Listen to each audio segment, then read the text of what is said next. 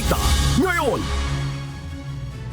Jeffrey, ano ang dahilan ni US President Trump sa pagpapataw ng taripa sa troso at gatas mula sa Canada? Yes, Noel, ang karagdagang taripa na nais ipatubad ni US President Donald sa lumber at dairy products mula sa Canada ay dahil umano sa unfair trade practices ng Canada.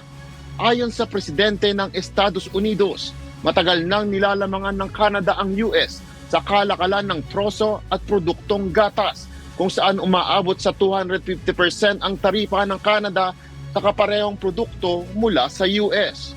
Makatwiran lamang aniya na ipatupad ng opisina nito ang reciprocal tariff sa mga nasabing produkto upang mabigyan din ng pagkakataon ng US na makapagbenta ng kanilang sariling produkto at maprotektahan ang kapakanan ng kanilang mga manggagawa.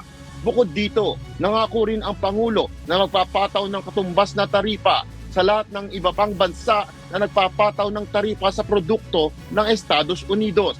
Samantala, mariin namang itinanggi ni Canadian Trade Minister Mary na ang pahayag ni Trump at sinabing hindi totoo na nilalamangan ng Canada ang US. Dagdag pa ni Trump, hindi rin makatarungan ang balak na taripa ng Amerika sa lumber at dairy products mula sa Canada. Ito ang panibagong salbo na tumitinding trade war ng Canada at US. Noel?